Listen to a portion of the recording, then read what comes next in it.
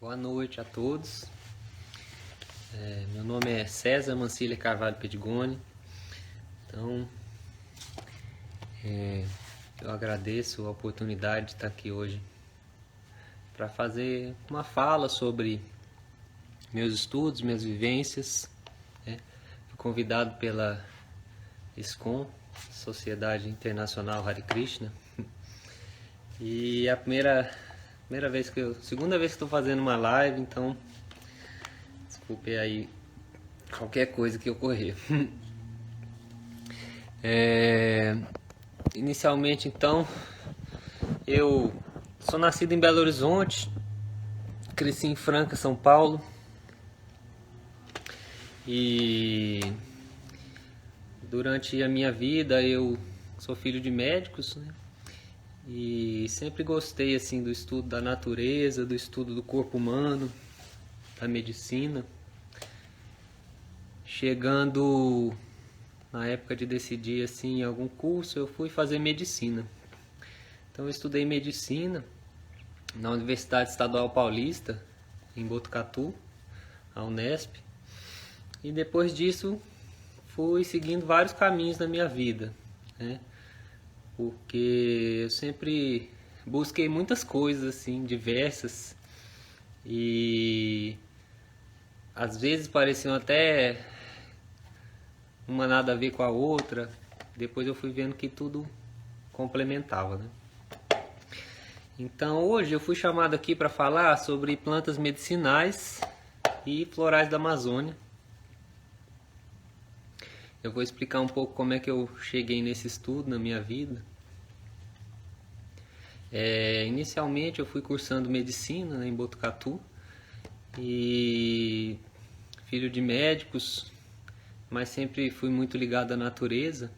Cresci sempre ou vivendo numa chácara, que é esse local aqui que tem nesse quadro até, ou indo para lá sempre, indo para a Serra da Canastra aqui em Minas Gerais. Sempre me senti muito bem com a natureza, né? Meu pai foi uma pessoa que me influenciou bastante nisso também, sempre foi ligado à natureza, quando nós éramos jovens, pelo menos. E quando eu entrei na medicina, eu fui percebendo assim, já entrei um pouco querendo buscar esse lado, né?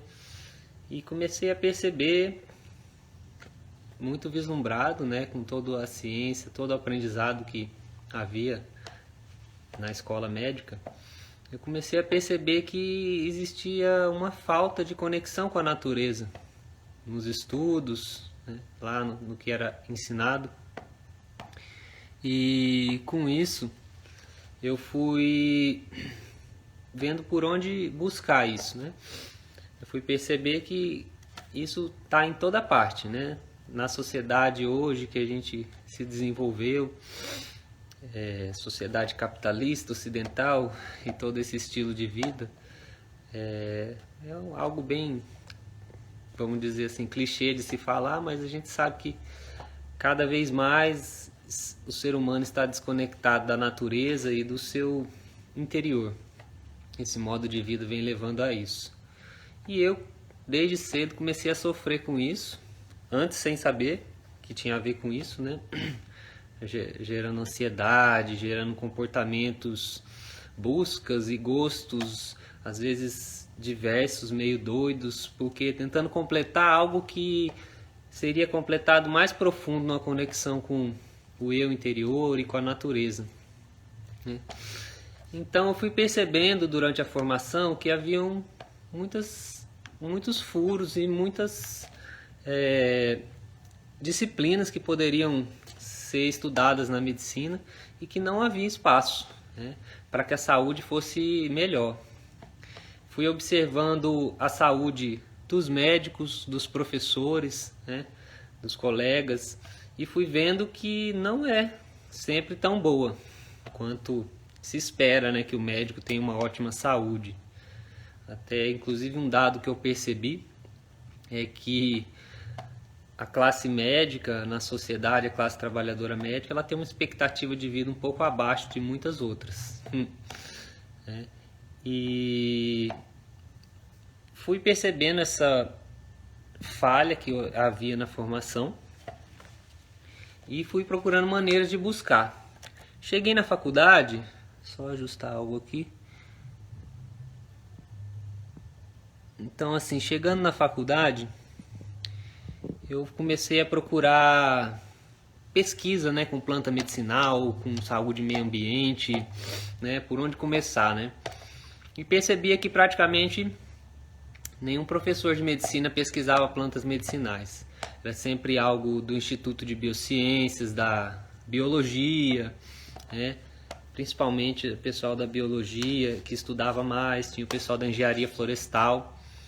Mas esses estudos eram muito acadêmicos e pouco utilizados para aplicação na medicina, né? Não via nenhum médico, praticamente, professor que realmente utilizava e acreditava nas plantas medicinais, assim. Era sempre uma curiosidade durante as aulas. Tá ensinando de uma doença e fala, em tal região, ou os indígenas ou o povo costumam usar isso, ou as avós indicam tal planta. Mas nada que assim ensinava mesmo como usar, né? A mesma coisa a questão da conexão integral com a natureza, né? Como assim, falar de meio ambiente, falar de poluição. Então falava, olha, poluição faz mal para a saúde, né? A água contaminada faz mal. Mas uma coisa muito superficial, nunca vi um estudo aprofundado, né, de como trabalhar essas questões, de que o médico tem responsabilidade quanto a isso, né? Assim como a parte da alimentação também. Eu percebia muito que os médicos e os estudantes comiam muito mal mesmo. Não era por falta de condição para se alimentar, condição financeira, era por falta de consciência mesmo para buscar algo saudável para si. Então comia como se fosse um carro que só precisa pôr gasolina, bota um óleozinho e segue, né? Então calorias, né? Toma café, que põe açúcar para dar umas calorias no café que dá uma acelerada, come qualquer coisa, come rápido, engole rapidamente. Nunca se falou em alimentação orgânica, né? Lá na universidade, nunca se falou em agrotóxicos, em contaminação das águas pelos agrotóxicos. A gente não ouvia isso. Depois de um tempo, no final da minha faculdade, isso começou a ser falado mais, né? Começou a ser dado um pouco mais de valor, mas muito pequeno mesmo. E aí eu fui me conectando, lá pelo terceiro ano eu fui percebendo que eu tinha que buscar isso fora da faculdade. Então conheci uma pessoa muito especial, muito legal, que me ensinou muita coisa, né? Uma das pessoas que abriu portas para mim foi uma pessoa que eu namorei, Eleonora Rodrigues, que dava aula de yoga, né? Era ligada à alimentação orgânica, era ligada às medicinas indígenas. Então, assim, eram coisas que eu buscava já, mas eu não conseguia um caminho. E quando eu conheci isso, eu me abri. Então, no quarto ano, comecei a fazer uma formação como professor de yoga, né, para trabalhar a ansiedade, que foi algo que, nossa, a ansiedade é muito prevalente entre os médicos, né, entre a sociedade toda, mas entre os médicos é muito prevalente. E eu estava nessa situação de graves distúrbios de ansiedade. E junto com a filosofia yoga e védica vem todo esse resto, né? Plantas medicinais, né? Meditação, alimentação saudável, curativa, né? Um cuidado com a linguagem, com os pensamentos. Então são coisas que não são abordadas, né, na universidade. Quando é que na universidade de medicina a gente vai ouvir que falar palavrão faz mal para a saúde, né? Parece até um absurdo para muita gente que está ouvindo, né? O que a nossa linguagem tem a ver com a nossa saúde, né? Nossos atos, nossas escolhas. Então eu fui tentando preencher isso. Vocês me desculpem que às vezes vem umas mensagens aqui, aí eu fico tentando ler, eu me desconcentro, mas eu vou logo sim fazer uma pausa para as pessoas perguntarem e no final eu farei uma pausa maior para as pessoas perguntarem o que quiserem, mas podem comentar tudo aí. Então, fui buscando isso que estava por fora, né? Que tinha que buscar em outras instituições que normalmente não eram ligadas à universidade. Né? Então, fiz essa formação em Kundalini Yoga. Isso mudou minha vida, mudou muito a minha vida, meus distúrbios de ansiedade, a minha alimentação, meu pensamento, minha linguagem. Né? Tem todo um arcabouço psicológico na teoria yoga, que eu utilizo até hoje com meus pacientes de saúde mental. Toda a teoria védica, que não necessariamente precisa ser ligada à religião. Né? O yoga, que é uma das minhas principais ferramentas de trabalho e de trabalho pessoal para mim mesmo e para os outros, ele é uma ciência, é a ciência da união. Yoga significa união. Então é a união com a natureza, a união com as outras pessoas, a união com Deus, para quem acredita. Mas para quem não acredita, pode praticar yoga e vai ter os benefícios da mesma forma. Para quem não acredita em espiritualidade, em Deus. Porque essencialmente yoga é uma ciência de harmonização, de união. Então conforme eu fui trabalhando isso, através da meditação, tomando consciência da minha alimentação, né, eu fui me conhecendo melhor, fui me acalmando, fui percebendo meus limites. Porque na faculdade de medicina existe toda uma pressão que vem de uma certa necessidade do médico ter muita força emocional, força física para ficar sem dormir e para aguentar, ajudar as pessoas e estar sempre disposto. E também ligada a esse sistema produtivo capitalista que não considera a saúde das pessoas, né? Então, assim, aquela coisa da medicina, não, você tem que aguentar ficar sem dormir e treinar 3 tipos de esporte e tirar 10 nas provas e não precisa comer direito, senão você é um fresco. Vier com negócio de alimentação natural, orgânica aqui, falar que você precisa dormir, que não sei o que, tudo é frescura. Então, se a pessoa se deixa entrar, porque às vezes a gente quer ser aceito, né? Como aluno de medicina, a gente quer entrar, ser aceito no grupo. E a pessoa muitas vezes se deixa entrar nisso, né? Para não ser excluída. E isso vai gerando um ciclo vicioso, né? De uma insatisfação, uma frustração, porque é um padrão inalcançável. Se alguém chega perto de alcançar, são raros. Então, se todo mundo tenta algo que ninguém consegue alcançar e alguns alcançam às custas de sua saúde, né, tomando drogas estimulantes, né, cafeína, Ritalina para estudar, então tem para ficar sem dormir para estudar. Peraí, se você está precisando tomar uma droga para ficar estudando, talvez você tenha que dar uma pausa e esperar, observar seu ritmo, né? Tomam anabolizantes para aguentar treinar. Então, eu já tentei me encaixar e vi que estava me fazendo muito mal. E aí o yoga começou a me dar essa consciência melhor. Através disso eu fui me conectando com a natureza, com as plantas medicinais. E aí quando chegou o 6º ano eu falei, poxa, para onde que eu vou, né? O que eu vou fazer? Aí eu senti que se eu entrasse no ritmo da residência direto, que eu acho muito importante, né? Uma formação, mas eu não estava conseguindo, eu estava precisando aprofundar essa conexão com a natureza, né? Então eu decidi ir trabalhar nos locais onde tem população indígena, quilombola, ribeirinha, antes mesmo que eu fizesse a residência. Eu falei, nossa, se eu esperar mais 3 anos de residência, talvez a minha saúde já não esteja tão boa, minha vida tenha mudado, eu preciso ir. Aí eu fui, passei uns dias no Xingu, tentei trabalhar lá, não deu certo. Em seguida eu voltei e fui para Paraty, onde eu morei 2 anos num quilombo, trabalhando como médico da família, né? Depois de Paraty comecei a ir para a Amazônia, e aí hoje em dia eu estou morando no município de Jordão, que é no Acre, na divisa do Peru com o Brasil, município dos mais isolados do Acre, não tem nem acesso por estrada, onde predomina a cultura indígena, Runicui, né? E eu estou lá 1 ano trabalhando.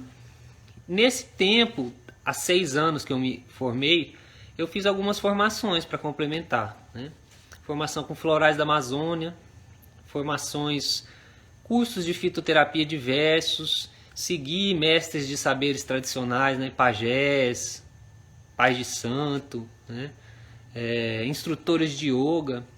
Eu não tive a bênção de poder seguir pessoalmente um mestre de yoga, né? O que eu aprendi foi através de ensinamentos que o mestre deixou, da linha que eu pratico, e instrutores que ensinaram muito bem. Mas foi sempre buscando por aí, né? Alguma ou outra universidade que passava algum curso de formação complementar com essas medicinas, mas era sempre algo escasso, então eu tive que construir, né?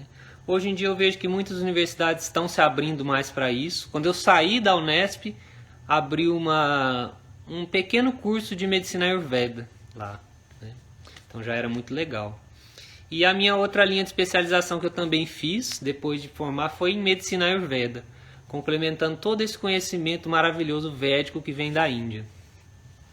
Hoje em dia, o que eu trabalho lá, pesquisando com os indígenas, auxiliando, né, é o trabalho da associação dessas medicinas.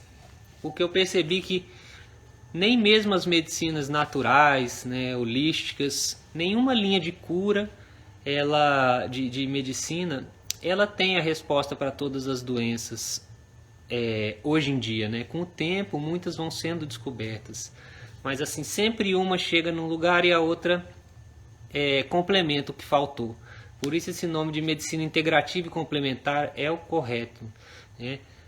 Nós percebemos assim, na linha Ayurveda, o que eu percebo foi a linha que conseguiu escrever e destrinchar mais profundamente as dietas e o autocuidado de todas as medicinas que eu já vi. Então eles ensinam muito bem como a pessoa se cuidar para ela viver 200 anos, sabe? Assim, não ter doenças.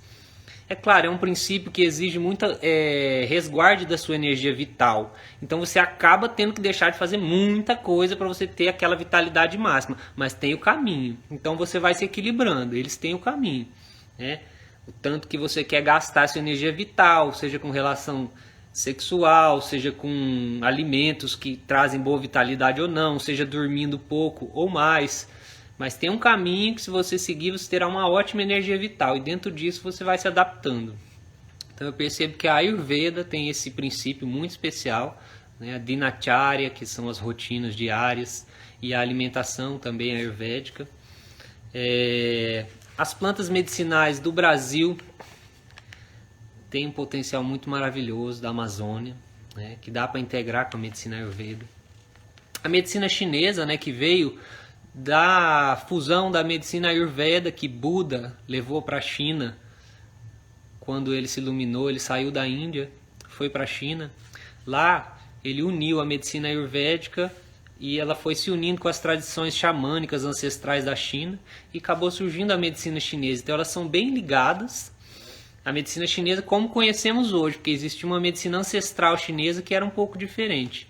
Mas então são medicinas bem ligadas, que tem esse estudo bem fino das dietas, da rotina diária de saúde, certo? Da alimentação bem aprofundada, né? Eu percebo que, quanto às terapias, a fitoterapia do Brasil tradicional indígena, ela tem a Amazônia e o Brasil, né, no geral, tem plantas assim excepcionais que tem a cura para praticamente todos os males da humanidade. Eu acredito que a gente não descobriu, né, todas as plantas que tem, mas lá tem muita cura, muita planta maravilhosa. Então esse potencial de plantas do Brasil é excepcional. A medicina científica ocidental cartesiana, né, é maravilhosa também no sentido da cirurgia, no sentido, né, principalmente da cirurgia, medicina de emergência, né. Até hoje eu não vi ninguém tendo um infarto e tratando com planta, né? Então realmente é muito especial poder a pessoa estar com infarto, né? A gente chegar a fazer uma cateterização, abrir a veia do coração e a pessoa continuar vivendo. Isso é uma bênção da ciência, né? A pessoa teve um politrauma, um acidente, quebrou todos os ossos do corpo.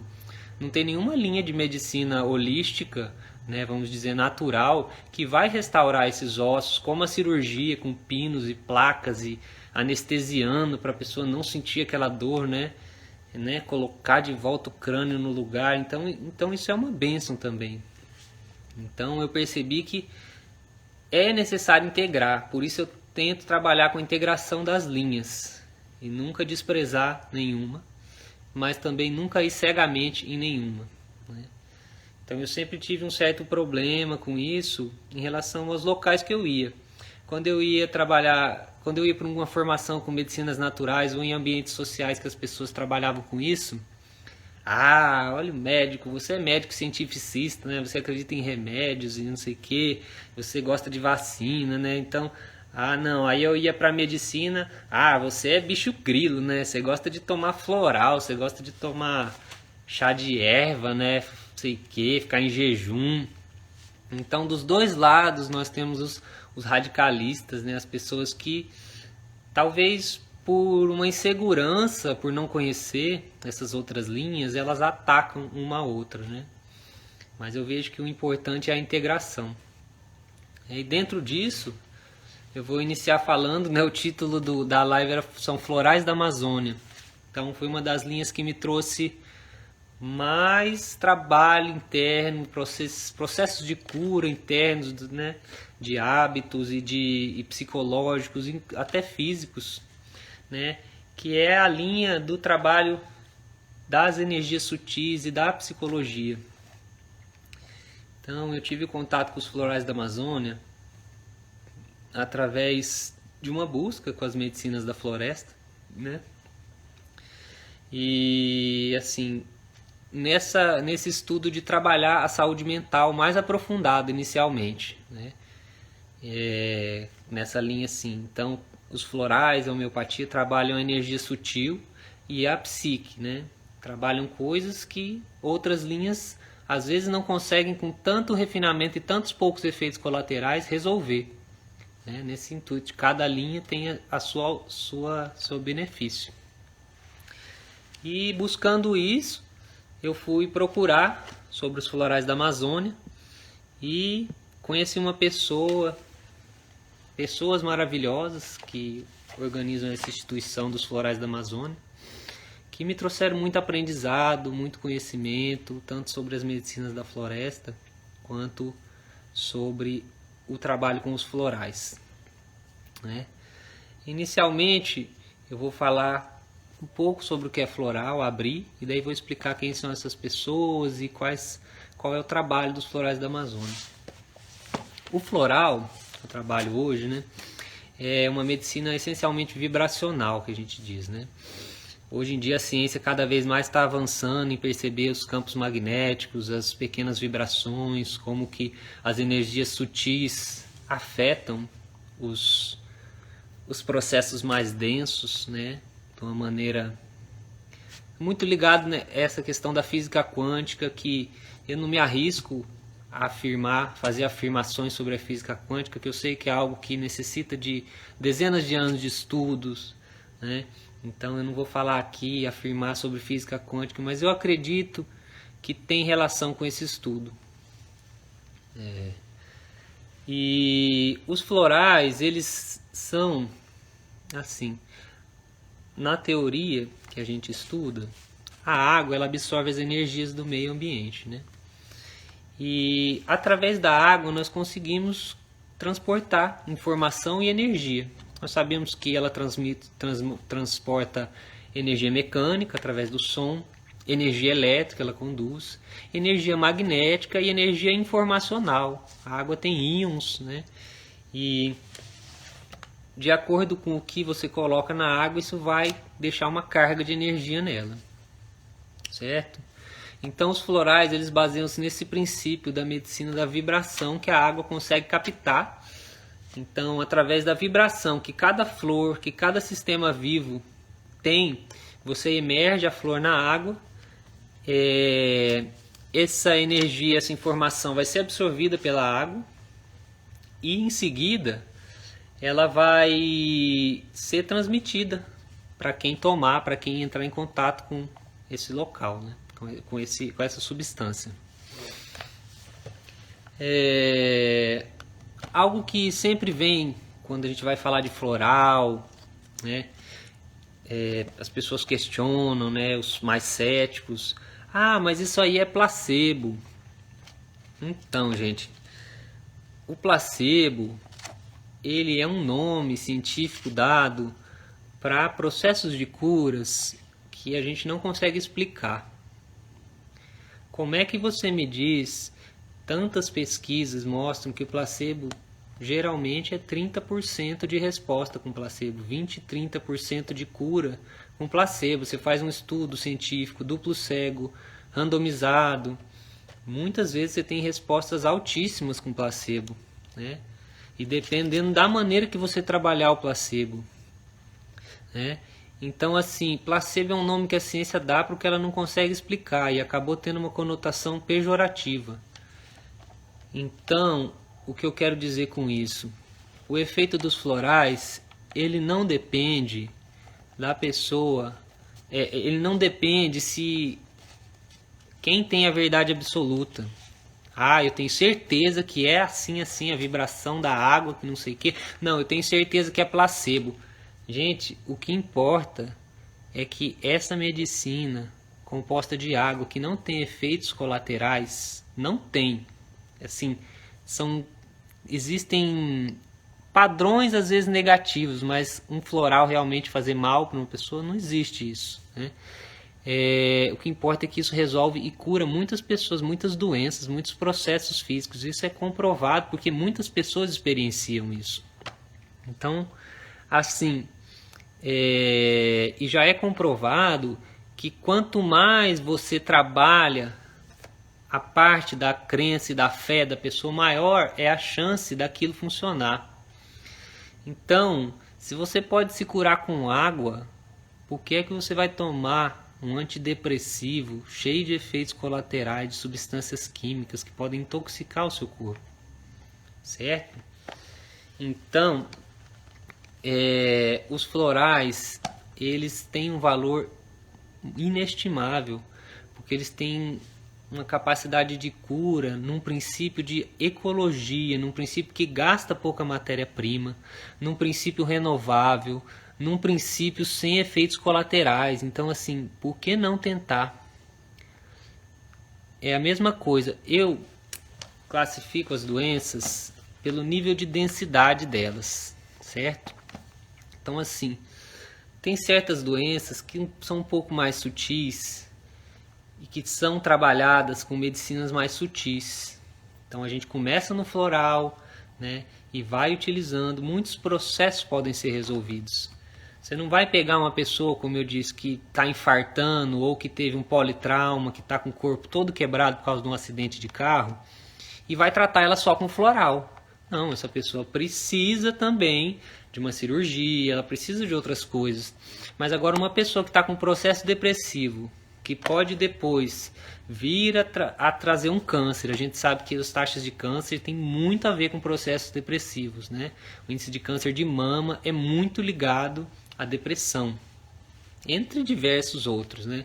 Então uma pessoa que está com uma depressão profunda, com risco de suicídio, uma pessoa que tem problemas que estão ligados ao comportamento dela, a gente pode tentar tratar com os florais, e se a gente conseguir curar a maioria das coisas com os florais, gente, que maravilha, né? Então, é isso que eu queria dizer, só para quem às vezes questiona. Não importa se essa afirmação, que é a vibração da água, é a verdadeira. Não importa se tem uma teoria de cientistas físicos quânticos que acreditam nisso e outros que falam que não tem nada a ver essa coisa de física quântica com energia da água, com homeopatia, com floral. O importante é que nós temos métodos de trabalhar a psicologia e processos físicos humanos, que a gente sabe que muitos processos estão ligados na mente. Todos estão, mas muitos são desencadeados principalmente por processos mentais e emocionais.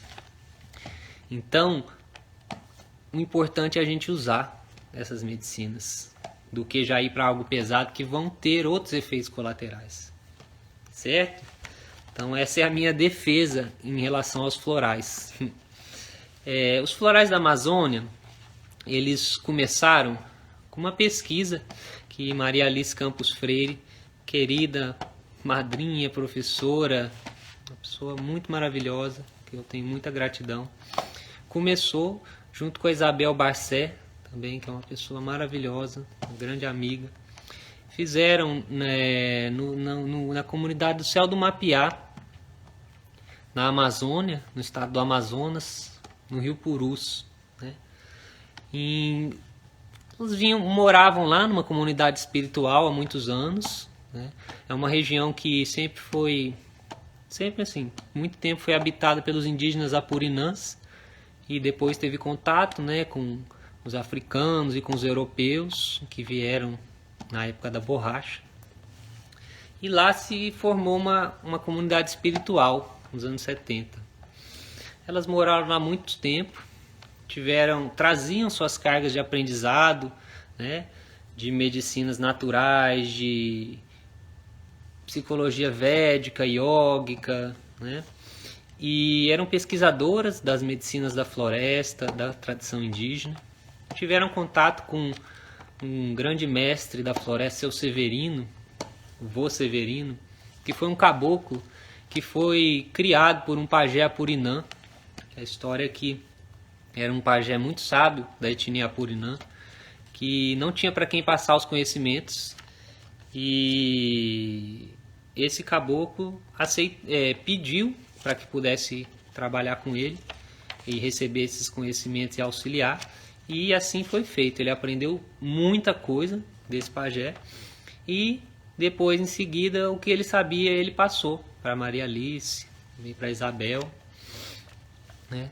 E elas foram pesquisando diversas plantas medicinais, já sabiam da terapia floral, do Dr. Bach, até que começaram a pensar em trabalhar com os florais, com as plantas da Amazônia.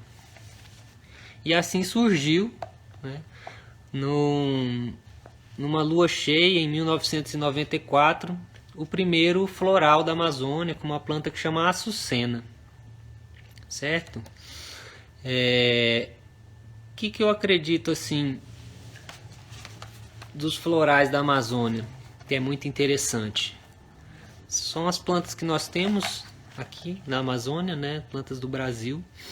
Uma linha de trabalho muito especial que eles têm, que nós temos, né? Eu sou ainda um terapeuta em formação. A formação ela é bem prolongada, né? Já tem alguns anos que eu estou fazendo e ainda tem alguns módulos, mas eu já trabalho com eles, né? E assim, o que eu achei muito interessante dos florais da Amazônia é que ela trabalha, elas receberam a mensagem das plantas, né? Nós sabemos desses trabalhos de mediunidade, trabalho que as pessoas vão se conectando com a natureza, aprendendo os comportamentos das plantas, e elas receberam e estudando como que a planta crescia, como que era o comportamento biológico delas, elas perceberam a mensagem e a personalidade de cada planta. E através disso, cada planta revela um padrão comportamental que também se reflete nos seres humanos. Então, os florais da Amazônia, um diferencial que eu acredito muito importante para trabalhar na psicologia, é que eles não trabalham com padrões de rotulação, que é muito importante na saúde mental, né? A gente não rotular, assim, o quanto a gente puder, assim, eu tenho depressão, eu tenho o meu CID-10, né, o código de transtorno bipolar. Não, gente, cada ser humano, ele é único, cada processo é um. A gente vai compreendendo que existem tendências depressivas de acordo com tal comportamento. Porque senão generaliza, né? Vira aquele que a gente vê 90% das psiquiatras de hoje. Você chega na consulta, em 5 minutos você falou que você tem, ele falou que você tem depressão, ele te passa uma sertralina. Se é uma depressão mais cansada, que a pessoa fica mais parada, é fluoxetina, porque fluoxetina dá energia. Se é uma depressão que a pessoa não tem fome, não tem sono, então é paroxetina, porque paroxetina aumenta a fome e aumenta o sono. Aí em 5 minutos você ganhou um remédio ali, tchau, benção, se foi num psiquiatra, pagou R$300, um psiquiatra respeitado da USP, e basicamente você só está prolongando o seu problema, né? Anestesiando o seu problema. É claro que os psicólogos também têm que trabalhar isso, né? Mas é papel do psiquiatra também auxiliar. E essa questão de rotular vai minimizando a doença, né? Então, essa parte de não rotular. Então, por exemplo, assim, essa primeira planta que foi descoberta com os florais, né? A açucena. A açucena, ela é uma planta, uma flor. Eu vou pegar aqui a imagem dela para mostrar para vocês. Ela é uma flor muito linda, né? Que ela é usada pelas etnias indígenas, os Axanincas. Eles utilizam ela como uma planta iniciática. Então, quando a pessoa vai fazer o estudo para a formação assim, de pajé, a pessoa toma um preparado do bulbo dessa planta, né, para ela vomitar e limpar todas as impurezas que tem no corpo, para depois disso ela tomar algumas medicinas sagradas, né, como a ayahuasca, assim, e aí ela está com o corpo limpo e a mente limpa para receber e se iniciar nos processos espirituais de cura. Então a açucena, ela trabalha isso, né, esse processo de... Então, através desse entendimento do uso da planta, da cor da planta, né, a planta é branca, ela traz uma luz, uma calma, ela tem a cor roxa também. Então, através desse entendimento, ela trabalha processos de iniciação. Pessoa que está estagnada, que não consegue desenvolver os seus aspectos, sabe? Não consegue desenvolver os seus dons, não consegue se encontrar, ou não consegue dar andamento num trabalho. Ela trabalha isso. Então, você pega, às vezes, e cada planta, ela tem a sua frase, a sua cor, as coroas que regem a planta, né, os arquétipos africanos, que também trazem entendimento do comportamento da planta, né? Ela tem os elementos que regem ela e tem os chakras que elas atuam. Então, os florais da Amazônia, eles trabalham todos esses aspectos, assim como é o meu trabalho, que é, no caso, a parte do yoga, da Ayurveda, né, vendo qual chakra, que é qual centro de energia que é trabalhado por essa flor, vendo qual aspecto psíquico ligado a esse chakra, né, vendo o elemento, né, a açucena, por exemplo, ela é muito fogo. O que o fogo traz?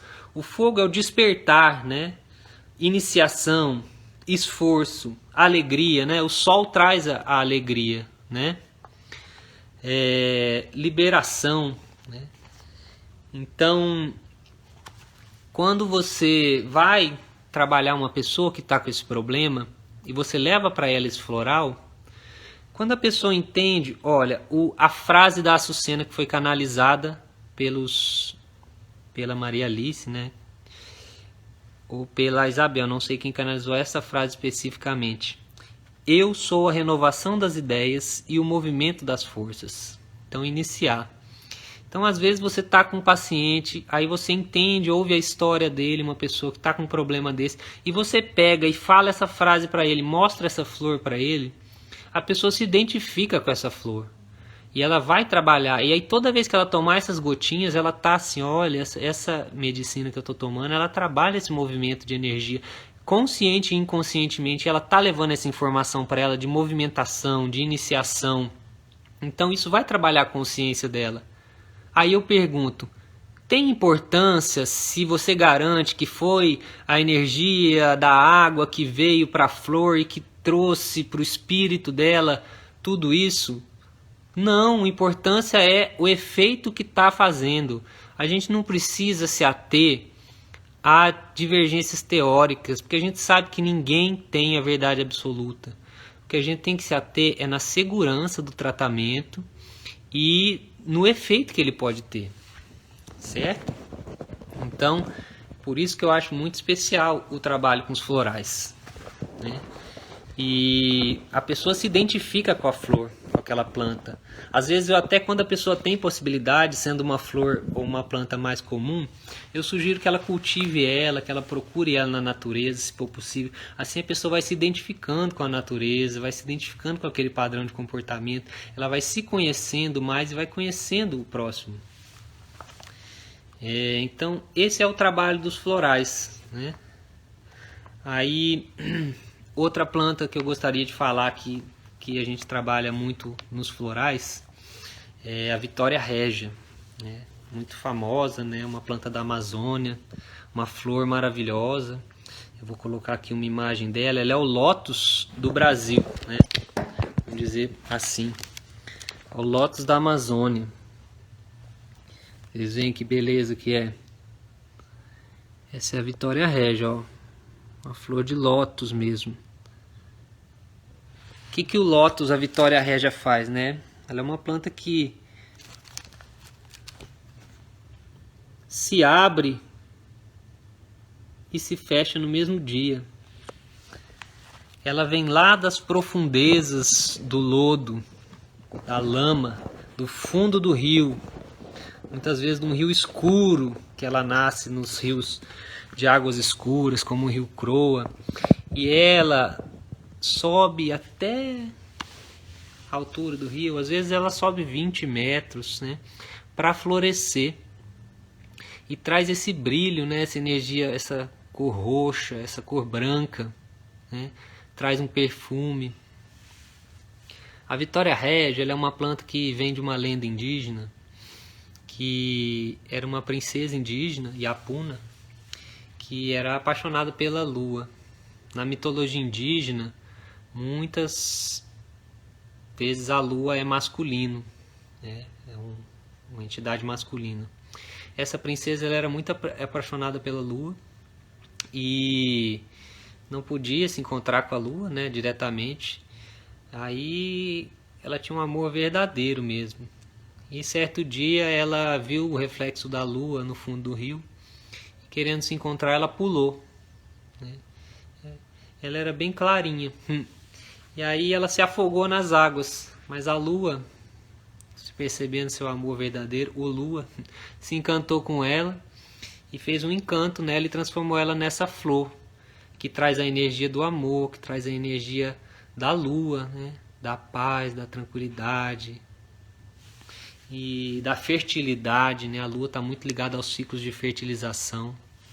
Então a Vitória Régia, o floral dela traz isso. Ele é muito usado para partos, ele é usado para a pessoa se acalmar, ele é usado nessa energia de resfriar as ideias, né? E trabalho feminino ferido, trabalho útero, né?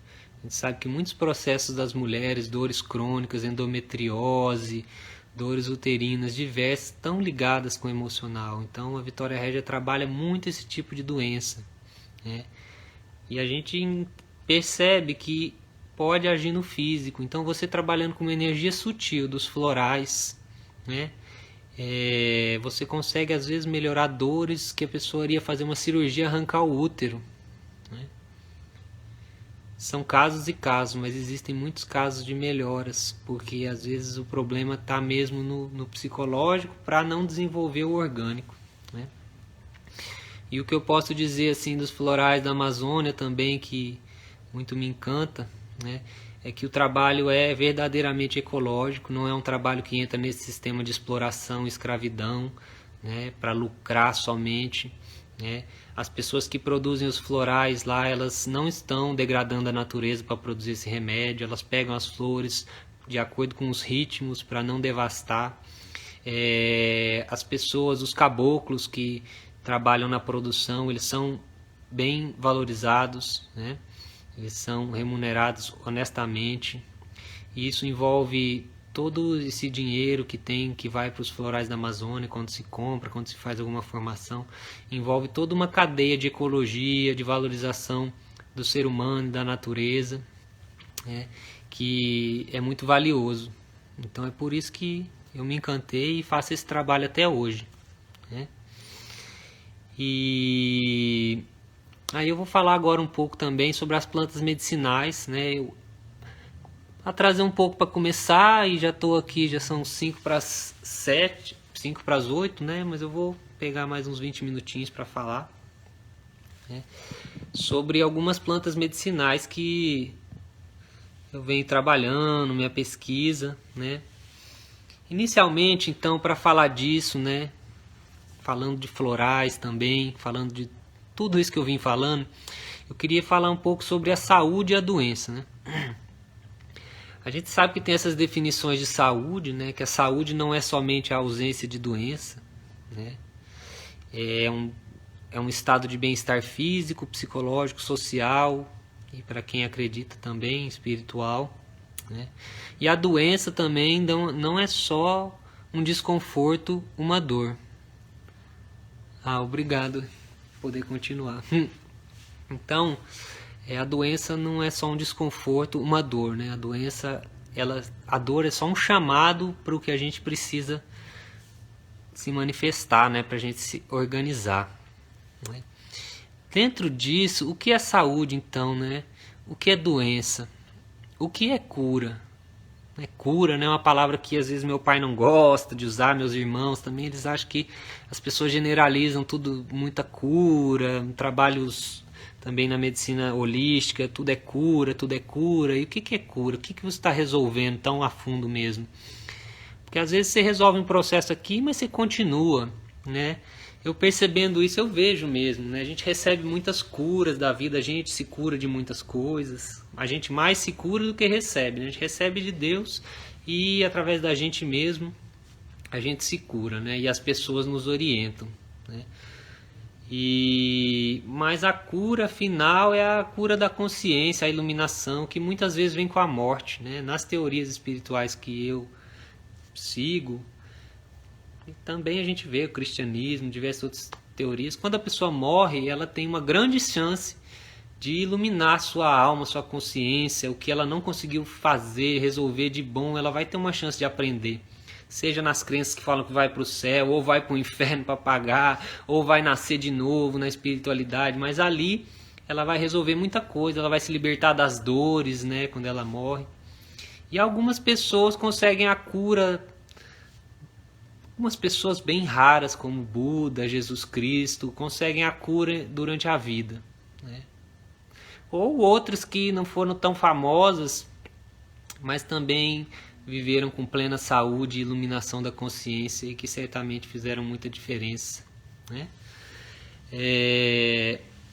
Mas essa questão da cura também envolve a dor, né? Porque no geral a gente está querendo se curar de alguma dor que está fazendo a gente sofrer, né? Se não tivesse a dor, a gente não ia buscar se curar nunca, né? A dor é um sensor. E a dor é uma questão muito importante, muito especial para a vida, né?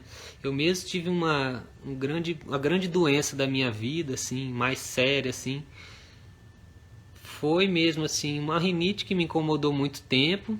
Graças a Deus eu me curei com as plantas medicinais e com as dietas, depois de tentar muitos tratamentos. A homeopatia, por um bom tempo, melhorou muito, né? E hoje em dia eu estou bem melhor da rinite, que antes dava uma infecção, virava sinusite, virava infecção de garganta, né? Eu tinha sinusites frequentes, me enchia de antibióticos. E hoje em dia tem muitos anos que eu não tomo assim. Mas, como eu disse, a cura é um processo contínuo. Eu sei que se eu voltar aos padrões de comportamento e parar de usar as medicinas naturais que eu uso e as dietas que eu faço para não ter, eu vou voltar a ter rinite forte, vou voltar a ter infecção e vou ter que tomar antibiótico, porque eu descuidei. E aí, graças a Deus que existe um antibiótico, né? Mas além dessa sinusite, dessas rinites, grande problema meu, assim, que mudou minha vida, que me trouxe muito aprendizado, muita bênção e muita dor, foi um problema na coluna. Que eu sempre fui muito esportista, sempre joguei capoeira a vida inteira, basquete, né? E depois fazia muito yoga. E aí, num grande descuido meu, eu tomei um tombo e bati minha coluna, quase quebrei a minha coluna lombar, vértebra L3, L4. E isso gerou muita dor por muito tempo, muita frustração, né? A pessoa que era esportista, que era super ativo, aí tinha que ficar mais parada, né? E durante todo eu passei um ano, um pouco mais no meu processo de cura, né? De início de cura, né? E durante isso estudando estudando espiritualmente, né? O que simbolizava isso para mim, essa dor, como que eu fui chegar nisso, a fazer isso pra mim, né? Que parece só um evento, né? Físico. Ah, ele caiu, bateu a coluna. Não, mas isso representa um comportamento que eu tinha muito de me arriscar, né? Quantas vezes eu podia ter quebrado a coluna antes? Comportamento de ter má postura, né? De não cuidar do meu alinhamento da minha coluna. Aí isso você vai estudando as linhas de medicina holística, você vai vendo a ligação psicológica com cada tipo de doença, por mais física que ela seja. E sempre você encontra alguma relação que te faça bem. E nesse processo, um dia muito profundo, que eu tive uma revelação espiritual com um mestre que me ensina muito na espiritualidade, que inclusive eu carrego aqui hoje comigo, o mestre Raimundo Irineu da Serra. Ele veio e me falou assim, perguntei, nossa, que sofrido. Ele falou assim, viver dói. Falou só isso. Foi uma das poucas coisas que ele me falou diretamente. E né, frase, pessoa sábia, frase de conhecimento, não precisa ser muito longa, né? Não, às vezes vale mais que livros. Viver dói. Então a gente sente dor para nascer, a gente sente dor para morrer, e a gente sente dor a vida inteira, né? Quando a gente é criança, às vezes a gente é mais poupado dessa dor, né? Mas é inevitável que vai doendo. E a gente também sente dor quando é criança também, né? Cai, toma picada, mas normalmente não é uma dor crônica, com exceções de pessoas que já nascem com certas dores, né? E levam para a vida inteira. Mas é isso, viver dói, então a ausência de dor não dá. A gente não pode buscar estar ausente da dor. A gente pode buscar, mas a gente não pode achar que a gente vai conseguir viver com a ausência de dor. Então a gente tem que aceitar as dores e trabalhar elas da maneira que a gente consegue ter mais saúde, mais aceitação, mais entendimento, né? E saber que elas são apenas um chamado para a gente iluminar a nossa consciência e fazer a nossa cura definitiva, né? Gente, é tão comum, né? Olha, a pessoa que usa muito celular, ela fica corcunda, aí ela vai começar a estragar a coluna dela, e esse celular tem a ver com uma ansiedade dela, que ela não consegue voltar para si mesma, ela tem que estar falando no celular o tempo todo. E essa dor na coluna, então tem a ver com o processo psicológico. Tá chamando ela para ela entender que ela tem que se conectar com o coração dela, porque ela tá muito fora dela, né? Então ela tem que largar o celular para alinhar a coluna dela, né? Então o que essa dor tá chamando? Eu tô dando esse exemplo porque a dor lombar, a dor osteomuscular, a lombalgia é a principal causa de consulta médica. De todas as causas que existem no mundo, a principal causa é a lombalgia. E é um chamado, né? Parece muito físico, mas às vezes tem muitas coisas que chamam para esse entendimento. A pessoa trabalha demais, ou ela vive muito sentada e não faz, né, seu alinhamento. Então, assim, o processo de cura, ele envolve ouvir a nossa dor e trabalhar todos os aspectos que ela chama pra gente. O aspecto psicológico, o aspecto físico, nutricional, o aspecto físico de ingesta de medicamentos, o aspecto físico do comportamento que gera desgaste da energia vital. Certo? Então eu queria falar isso, né? Por isso que existem frases que falam: a cura não é remédio, substância, está no seu coração, basta se manifestar. Então é isso, o remédio vai te ajudar, mas não existe nenhuma doença que o remédio não entra, né? Primeiramente, a planta não entra dentro da pessoa. Então quando fala assim, tal planta mata ou tal planta cura, a pessoa é que pega aquela planta e coloca para dentro dela. Até as drogas, né? A cocaína mata. Não, cocaína não mata, coca não mata. É a pessoa que vai lá, transforma aquela planta sagrada, que é a coca, planta andina das etnias indígenas, que serve para dilatar os brônquios, que serve para a pessoa respirar bem, para curar processos gripais. a pessoa vai lá e transforma num pó e vai, por causa da ansiedade dela, ingerir aquilo com gasolina, com querosene, com um monte de substância química e vai se matar. Então quem se mata é a pessoa. Nenhuma planta, nenhum remédio mata ninguém e nenhum remédio, nenhuma planta cura ninguém. Se a pessoa que vai se curar através disso. Então a autorresponsabilização é que vai fazer a gente conseguir se curar mais, né? Trabalhando nessa cura que é constante, que só vai finalizar quando a gente acabar essa vida, né?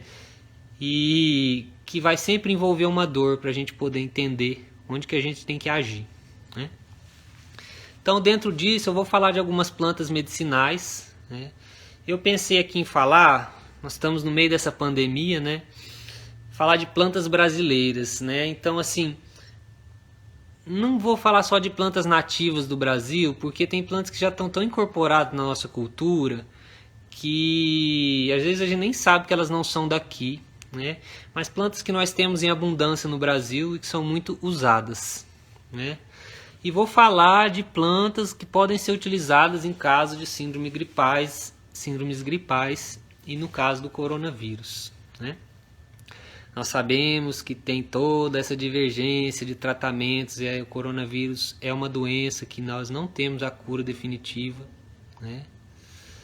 E que existem muitas divergências. A ivermectina que trata, é a cloroquina, não, nenhuma dessas tem estudo. Agora saiu o estudo do corticoide, tudo mais, né, que corticoide ajuda, mas é uma ajuda pequena, assim, se for ver 10%, né, de redução da mortalidade, nos melhores estudos 30%, né, é bom, mas assim, não é igual você tomar um antibiótico com infecção de pele, né, normalmente resolve, você não fica esperando, torcendo para resolver.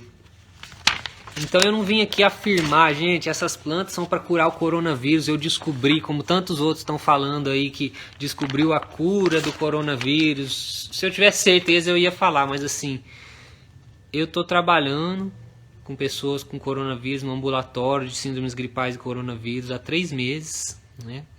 Fiz uma pesquisa com o que o Brasil tinha de melhor para trabalhar com coronavírus. Pajés, os pajés mais respeitados, assim, que são conhecidos, né, no Brasil. Associei com a medicina Ayurveda, associei com a medicina africana, que é muito presente no Brasil, né, e com plantas brasileiras para pesquisar o que a gente tem de melhor de medicina natural para lidar com o coronavírus, né, no Brasil associado com a Ayurveda, que é a minha linha. E eu estou utilizando essas plantas há uns meses, né, não faço aqueles protocolos de ivermectina, não dou cloroquina, nunca dei ivermectina, né? Em alguns casos eu utilizo antibióticos quando tem infecção bacteriana, gente, porque as pessoas estão usando a azitromicina, mas a azitromicina é um antibiótico. Antibiótico não mata vírus, não tem nenhum estudo que mostre que antibiótico mata vírus. Ela é para complicações de infecções bacterianas que podem ocorrer numa infecção pelo coronavírus, certo? E os corticoides eu também utilizo quando a inflamação está muito alta, a dispneia, de acordo com esses estudos, né? Mas foi a minoria dos casos, né? Nós estamos com uma mortalidade muito baixa lá no Jordão, graças a Deus. Existem diversos fatores, eu estou estudando quais fatores estão contribuindo para essa baixa mortalidade, né? Mas nós vimos que nas aldeias indígenas mesmo, foram centenas de pessoas que pegaram e foi apenas uma morte até o momento. Se for contar assim por alto, no Jordão aproximadamente uns 500, 600 casos, né?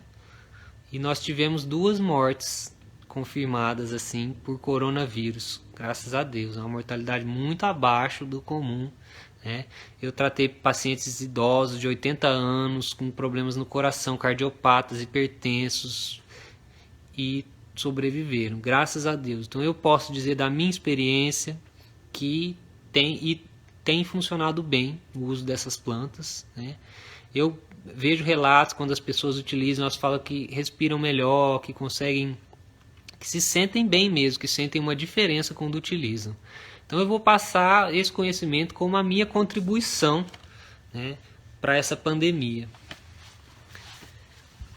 Essas plantas, o trabalho com as plantas, ele sempre tem que ser nessa linha holística, né? Até com remédio, nós precisamos ter uma dieta. Em todas as doenças tem que ter dieta, não é só tomar remédio ou planta. A gente tem que fazer por onde o nosso corpo tem um terreno fértil para melhorar, né? Então não adianta a pessoa tomar um monte de planta se ele não dorme direito, se ele não come um monte de porcaria, né? Então, assim, inicialmente, muita água, né? Evitar doces, frituras, né? Que abaixam a imunidade. O doce na linha ayurvédica, ele resfria o corpo, ele vai engrossar, resseca o corpo, engrossa o catarro, tá? Essas carnes que na Amazônia a gente chama de carnes reimosas, são carnes muito carregadas, né? No caso, carne de porco, carnes processadas. Evite o excesso de carne também, tá? O leite na medicina ayurvédica, assim como na medicina chinesa, ele piora o muco e o catarro, ele engrossa. Então, de acordo com essas teorias, quem tem possibilidade de ter uma alimentação boa e evitar laticínios durante isso, porque doce e fritura a gente sobrevive, né? Agora, tem pessoas que sem laticínios falta uma fonte proteica, mas quem tem, evite, tá? Todo dia consumir uma água com limão, tá? Então, o limão é maravilhoso, ele tem muita vitamina C, vai auxiliar, tá bom? E evitar esses alimentos que eu falei, dormir bem, né? Evitar qualquer atividade sexual, masturbação, né? Que gaste essa energia vital que no momento precisa ser, né, utilizada. Tentar dormir bem, né? E comer bastante fruta e alimentos naturais. Aí então você cria um campo fértil para receber essas plantas no seu corpo. Quais são as plantas que eu vou falar aqui? A primeira planta, muito estudada pela ciência natural e pela ciência ocidental também, já é bem estudada, é o gengibre, tá? Gente, o gengibre, ele é maravilhoso, ele é anti-inflamatório, ele é comprovadamente anti-inflamatório, inibe as produções de prostaglandinas, a ciclooxigenase, ele tem um efeito similar à aspirina, né? Ele também é um tônico respiratório, ele abre o pulmão. Quando a gente toma um chá de gengibre, a gente percebe que dá uma melhorada nas vias respiratórias. Ele aquece, então ele solta e fluidifica o muco com essa potência quente que ele tem, né, picante. E o gengibre, ele também, por causa dessa ação nas prostaglandinas, ele é antiagregante plaquetário, ele inibe a coagulação sanguínea. Tanto é que deve ser evitado por quem usa anticoagulantes. Mas uma das complicações que o coronavírus causa são trombos na circulação, né? Causa AVC, infarto, né? E diversos outros tipos de doenças trombóticas, né? Trombose. Então o gengibre vai evitar que esses eventos trombóticos aconteçam. É uma planta da Índia, mas que já é bem ligada no Brasil. O açafrão também é um anti-inflamatório maravilhoso, vai ter um efeito sinérgico com o gengibre. E ele sempre tem que ser feito o uso. É bom você utilizar como a pimenta do reino, né? Que ela tem a piperina que ativa o potencial anti-inflamatório do gengibre. Então eu começo assim, essas 3 plantas são maravilhosas, vale a pena se utilizar, né? Aí você faz o chá delas. Uma planta que é essencialmente brasileira também, que é maravilhosa para utilizar no coronavírus, é o pau d'arco roxo, é o ipê roxo, né? E ele é uma planta que tem ação anti-inflamatória comprovada e ele tem ação também bem comprovada anticoagulante, né?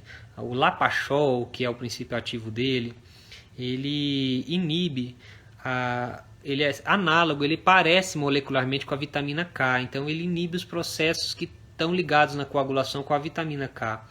Então ele é anticoagulante, tem que ser usado com cuidado em alguns casos, mas ele vai prevenir esses trombos. Ele também é usado para síndromes gripais, ele também é anti-inflamatório, ele também é usado para febre, tradicionalmente pelas etnias indígenas. Então assim, vale muito a pena utilizar a casca do pau d'arco roxo. Normalmente de base eu recomendo esse chá: gengibre, açafroa, pimenta do reino e pau d'arco roxo. Eu tenho um documento explicando direitinho como fazer, né, essas receitas, né? e quem quiser pode utilizar. Existem contraindicações para as plantas, né? Principalmente assim, contraindicações gerais para a maioria dessas plantas, exceto o gengibre, gestantes, né? Muito difícil, gestante não pode usar o pau d'arco roxo. É claro, uma gestante está no 9º, 8º mês de gestação, está com um quadro grave, poxa, você tem que prezar pela vida dela, então dá para considerar utilizar. Mas no geral não é bom, o gengibre já é mais seguro. Outros, quem toma anticoagulantes, infelizmente, eles têm muita interação com muitas plantas e com medicações e que não foram estudadas. E como essas plantas são anticoagulantes, é difícil de utilizar. Então, assim, essas plantas não podem ser usadas para quem toma anticoagulantes. Com antibiótico, azitromicina pode usar, com corticoide, tá? Dá para usar essas plantas, né? Então, como eu disse, tem tudo nesse documento que eu preparei. Eu posso disponibilizar para quem tiver interesse, tá? Porque se eu for explicar muito detalhadamente vai levar muito tempo. Aí outras plantas muito especiais brasileiras, né? Essas plantas também que eu falei antes podem ser usadas para prevenir. Você pode estar tomando o chá do gengibre, açafrão e pimenta do reino diariamente e você vai ficar prevenido. Outra planta maravilhosa do Brasil, assim, nativa daqui, que é reconhecida pela vários estudos científicos, pela ONU como planta medicinal, é a unha de gato, Uncaria tormentosa. É um cipó da floresta amazônica que tem uma ação muito forte em trabalhar a imunidade, melhora a adesão e rolagem leucocitária, melhora diversos aspectos relacionados à imunidade. Tanto é que ele é utilizado já foram feitos estudos que ele pode ser utilizado com o AZT, que infelizmente é um antirretroviral do HIV, que já não é tão usado, mas ele já era usado em associação com o AZT. Então, assim, porque ele tem efeito para quadros de síndromes de baixa imunidade, certo? E tem um perfil de interações assim relativamente seguro, mas tem que ser verificado. Ele tem esse nome unha de gato, eu estou pegando aqui a imagem, porque o espinho dele parece com a unha de um gato. Ele é muito, muito bonito. Ele... Aqui eu vou pegar para mostrar. Um cara tormentoso. Então ele é utilizado para elevar a imunidade. Então ele pode ser utilizado como preventivo. Ele pode ser utilizado, ele também é anti-inflamatório, então ele pode ser utilizado no tratamento. Olha aqui que beleza, como é que é o espinho dele, a unha de um gato. Você olhar esse outro aqui então, ó, é circular, né? Muito bonito. E essa é a representação simbólica que os indígenas Runicuim fazem da arte dele, porque ele é uma planta tão medicinal que chega a ter um valor espiritual para eles, né? Então, Uncaria tormentosa é anti-inflamatório, muito bem reconhecido e ao mesmo tempo eleva a imunidade, tá? Protege o estômago. Então dá para tomar, por exemplo, por um tempo, uma garrafada de unha de gato ou fazer o chá das cascas dele para você se prevenir. E também no caso da infecção por coronavírus, você pode associar, tá? Outra planta muito especial que pode ser usada, que é legitimamente brasileira, é a carapanaúba. Ela vem de um nome indígena no idioma guarani, né, no tronco linguístico do Tupi-Guarani. Uba quer dizer madeira. Carapanã, para quem mora na Amazônia conhece bem, né? Carapanã é o pernilongo. Então é a madeira do pernilongo, porque é uma árvore que tem essas entranhas, olha que bonita. Ela tem diversas entranhas, onde dentro delas os pernilongos, os carapanãs se reproduzem. E ela é uma árvore muito usada para quadros de malária, né, quando a febre está muito alta, que é também um fator grave do coronavírus, né? Já vi casos de coronavírus, a pessoa está com 41 graus de febre, eu nunca tinha visto isso. Então ajuda a desinflamar bem o corpo. anti-inflamatória, reduz essa febre e ele também é utilizado em casos de bronquite, né? Carapanaúba. E a casca, o chá da casca dele, muito especial, essencialmente brasileira, pode ser utilizado também junto com esse chá do pau d'arco roxo, né, do gengibre. E tem as interações, né, de risco, tem que tomar cuidado, né, com o uso, como todas as plantas. Quando se quiser usar, precisa se informar bem, procurar a orientação de um médico, né, e ver. Se a pessoa não tem nenhuma doença, não está gestante, não toma nenhum medicamento crônico, são plantas bem seguras. Mas quando tem medicações que usa e tem outras doenças, a gente tem que ter uma avaliação, né? Aqui então eu vou responder 2 perguntas só, que tem a ver com isso. Hipertenso pode usar gengibre? As pessoas me perguntam muito isso, né? Porque a hipertensão é muito prevalente hoje em dia, né? E tem essa questão, né? Praticamente essa crença popular que a hipertensão, o gengibre é pior hipertensão. As pessoas ficam com medo que eu passo para elas. Não, eu sou hipertenso. Gente, é muito raro o gengibre aumentar a pressão arterial das pessoas, tá? Principalmente assim por pouco tempo, né? Nesse tratamento assim.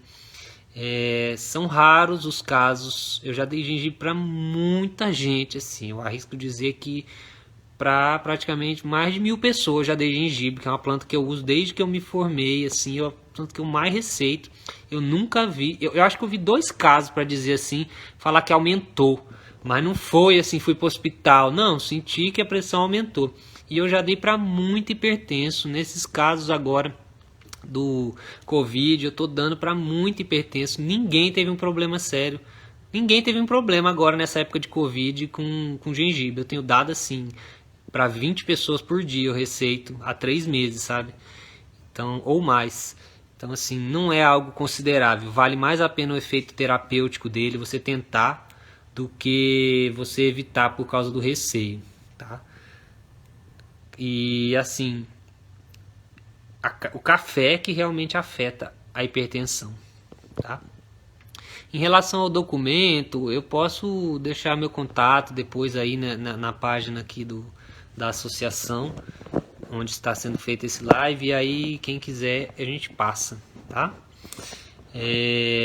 Por fim, vou falar de uma última planta aqui, muito especial do Brasil. É uma planta que é considerada uma das melhores medicinas da floresta, né? Pelos indígenas que conhecem a floresta, né? Ela se chama saracura.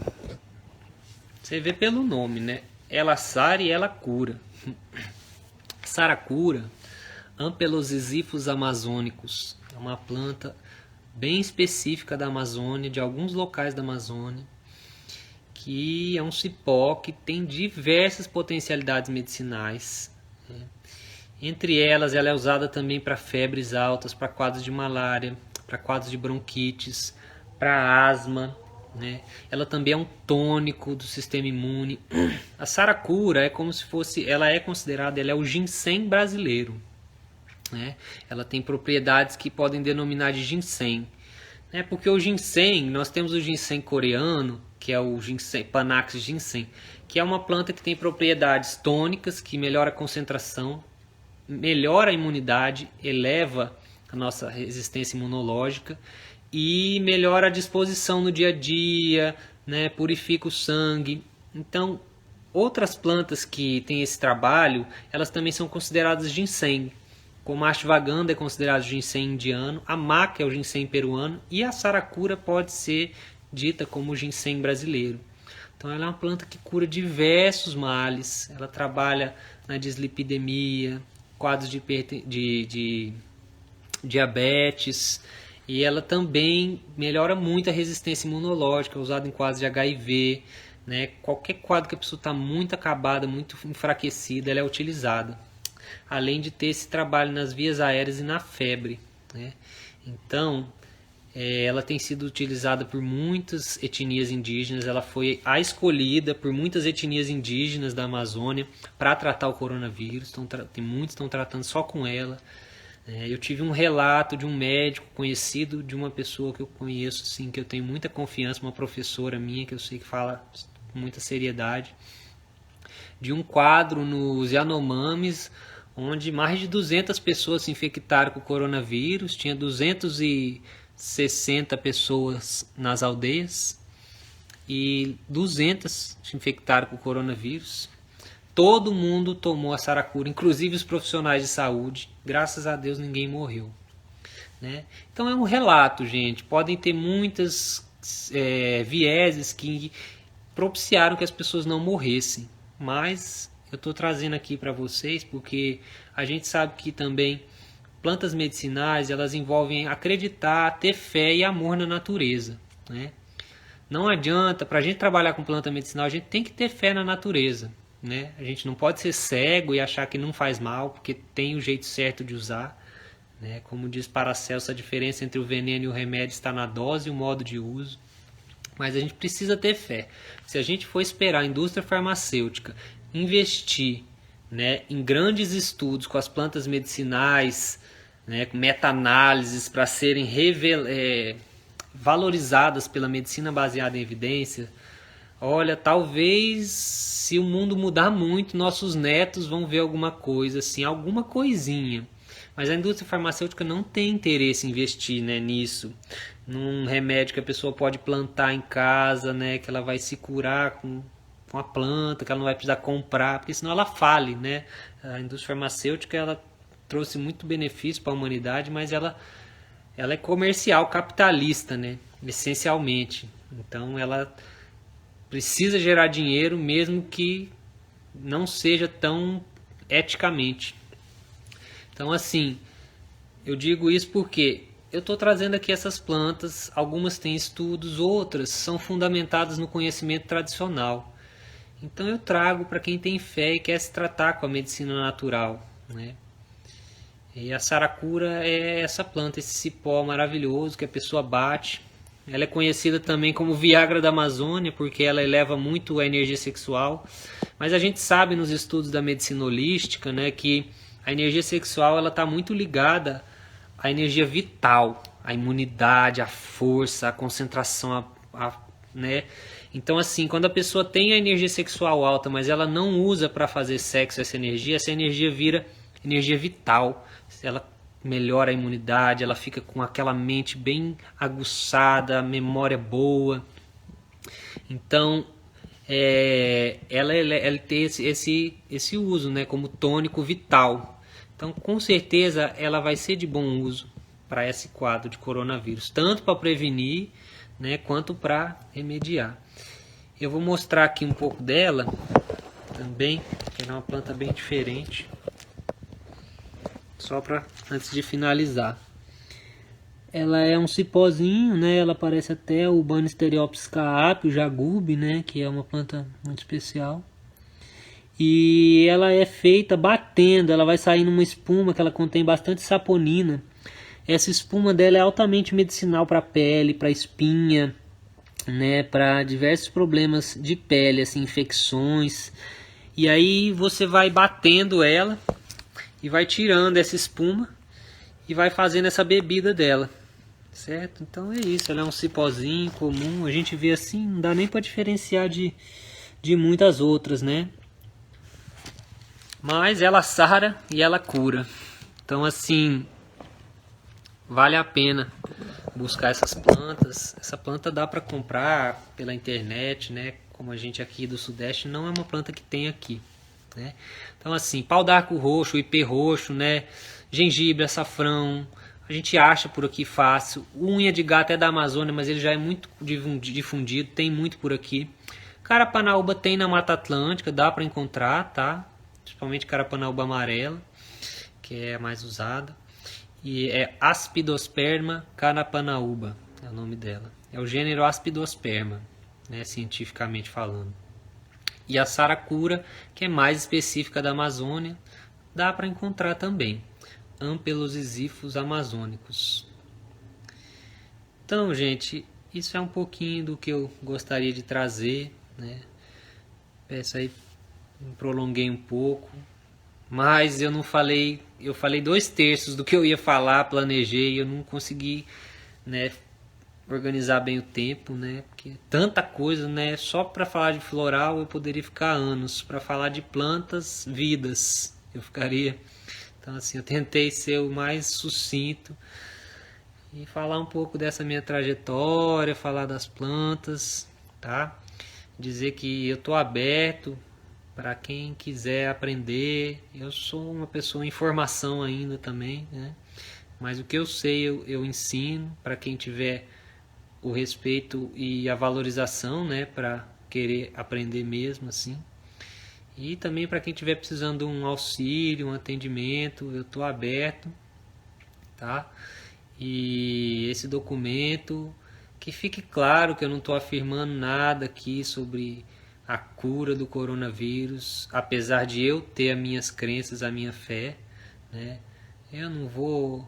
Você vai ver que o documento não tem nem bibliografia, apesar de eu ter feito muita pesquisa na literatura científica para poder afirmar algumas coisas, mas é porque eu não quero fazer nada para sair afirmando e competindo e garantindo, prometendo nada. Para quem quer se tratar com as plantas, eu estou aberto a ajudar, tá? Com o pouco conhecimento que eu tenho. E é isso, gente. Eu quero finalizar falando que a gente percebe que essa pandemia é um chamado da natureza, né? Eu percebo, isso pode ser considerado uma teoria, né? De bicho grilo, né? Mas eu percebo que esse coronavírus ele veio de um maltrato com animais, né? De um jeito de um monte de bicho lá sendo comido e colocado um em cima do outro e diversas mutações e comendo morcego e o jeito que é o mercado, né, de carne lá, a gente vê que veio de um jeito meio estranho, aí acaba que esses vírus vão se mutando e a gente percebe que quem está sofrendo mais são hipertensos, diabéticos e obesos, são doenças que estão muito relacionadas ao modo de vida capitalista destrutivo que a gente tem hoje, né? Então aí tem alguma mensagem nisso, né, para a gente dar uma pensada. A gente percebe que esse modo de produção sem parar, está forçando as pessoas a trabalharem, né? A gente está vendo que muitos governantes e empresários não estão querendo parar um pouco pela saúde, pela vida. Eles estão, como sempre, colocando dinheiro, né, acima da vida. A pandemia pede que a gente se recue, que a gente se retire, que a gente se cuide, né, que a gente veja o que é essencial para a vida, né, um reflexo, uma reflexão do que é essencial para a nossa vida.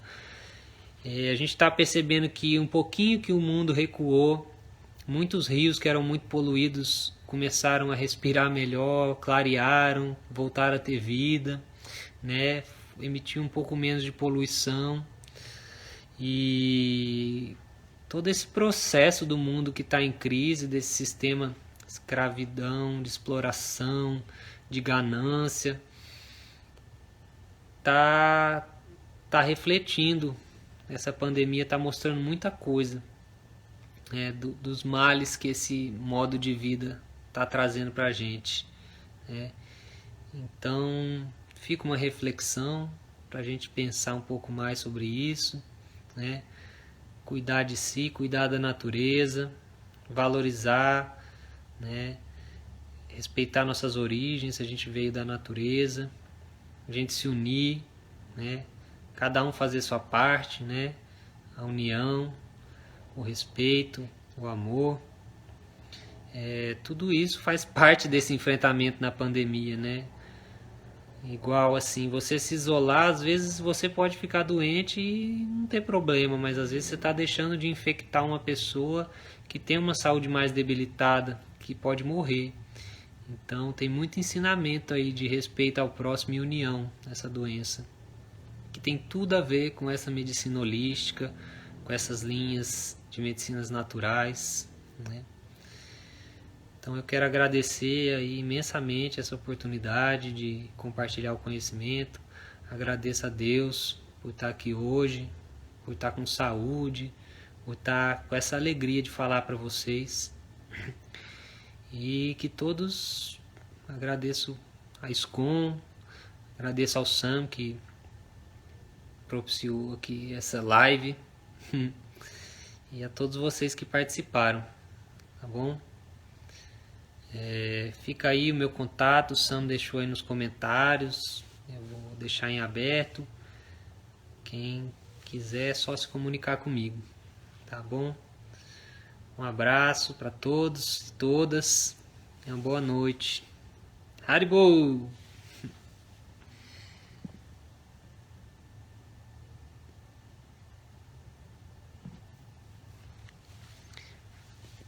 Se alguém tiver alguma pergunta ainda a fazer,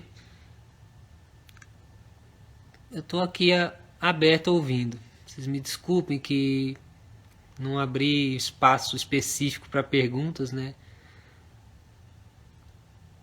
Muito obrigado. Se vocês quiserem perguntar qualquer coisa aí, podem perguntar, tá, gente? Vou ficar um minutinho olhando aqui.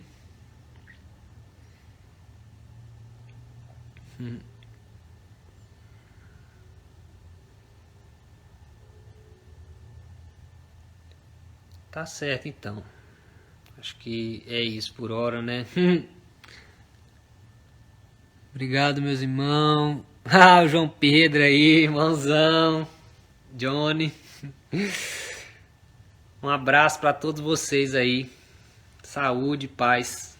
O que precisar, nós estamos junto aí a serviço. Haribo, Hare Krishna. Obrigado aí toda a comunidade Hare Krishna. Um abraço para vocês.